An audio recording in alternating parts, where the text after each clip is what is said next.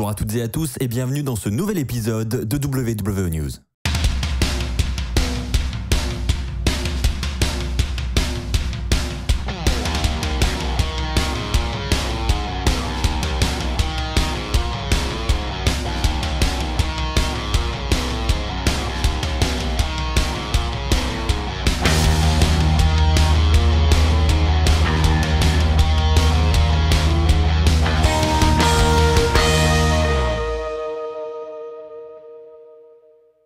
Bonjour à toutes et à tous les amis, c'est Axel, on se retrouve pour un nouvel épisode de WWE News. J'espère comme d'habitude que vous allez tous très bien. Au programme de cette émission, nous allons premièrement parler de Braun Strowman qui s'est exprimé sur Twitter avec un tweet assez énigmatique et on va essayer de comprendre pourquoi. Je vous parlerai également d'un tournoi qui devrait être organisé par la WWE très prochainement. On parlera également du retour de Becky Lynch et enfin pour terminer, je vous parlerai de Vince McMahon qui s'est exprimé sur la AEW hier soir. Les amis, commençons avec Braun Strowman. Alors vous le savez déjà, il a été licencié par la WWE il y a quelques semaines de cela maintenant et lors du dernier épisode, je vous rapportais une news comme quoi la WWE était intéressée par le retour de Braun Strowman pour contrer un petit peu ce qui était en train de se passer du côté de la AEW avec CM Punk et Braun Strowman. Eh bien, sachez que Braun Strowman s'est exprimé sur Twitter depuis et le tweet qu'il a posté semble vraiment en lien avec cette information puisque c'est un tweet où il a écrit des choix et on y voit un gif avec un enfant qui est indécis, qui est en train de réfléchir.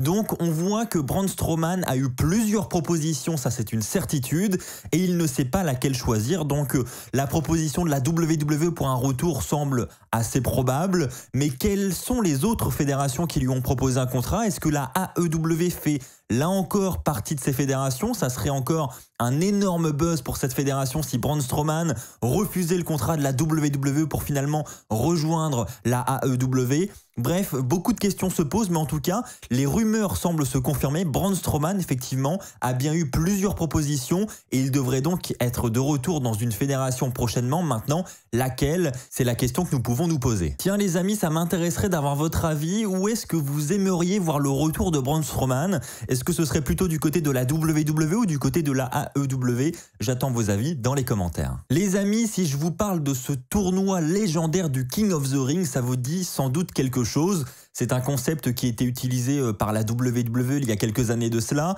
On a eu d'autres éditions dans l'ère moderne. On pense notamment à King Corbin qui avait remporté la couronne. Enfin bref, on aurait une petite variante cette année. Ça ne serait pas le King of the Ring, mais ça serait le Queen of the Ring qui ferait officiellement ses débuts à la WWE. Effectivement, c'est Andrew Zarian qui nous rapporte cette information sur Twitter.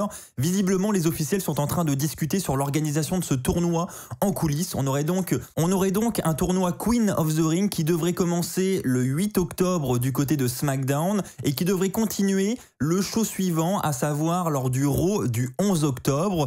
Quant à la finale, on apprend que la WWE aurait changé ses plans parce que normalement tout le tournoi aurait dû se dérouler durant ce Raw et ce SmackDown là, mais la WWE aurait changé ses plans puisqu'elle aurait décidé de finalement organiser la finale, voire les phases finales, durant le show qui aura lieu en Arabie Saoudite en octobre prochain. Alors évidemment, tout peut changer d'ici là parce que évidemment, avec ce variant Delta qui prend de plus en plus d'ampleur dans le monde entier, le show est peut-être encore compromis. On pense également à la tournée en Angleterre qui devrait avoir lieu en septembre prochain. Ça peut encore être compliqué, donc tous les plans peuvent encore changer. En tout cas, une chose est sûre, c'est que la WWE travaille réellement actuellement sur l'organisation du tournoi Queen of the Ring. N'hésitez pas à partager votre avis dans les commentaires. Est-ce que c'est une bonne idée? Et n'hésitez pas aussi à partager vos premiers pronostics en ce qui concerne ce tournoi. Qui pourra le remporter? Est-ce que la Queen de la WWE, Charlotte Flair, pourrait remporter ce tournoi en plus et l'ajouter dans son palmarès? Je dis ça, je dis rien. Vous êtes très nombreux à attendre avec grande impatience le retour de Becky Lynch. Eh bien malheureusement pour tous ceux qui l'attendent avec impatience,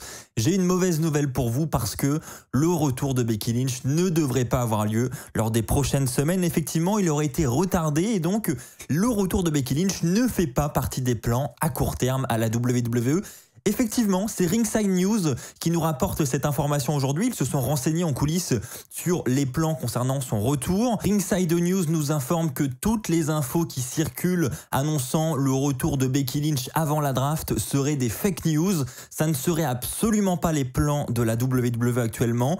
Becky Lynch n'est pas prévue pour revenir prochainement. Elle devrait faire quelques dates sur la route avec Seth Rollins, probablement, pour accompagner son mari durant les shows et les différentes tournées, mais c'est tout, elle n'est pas prévue pour apparaître devant les caméras de la WWE.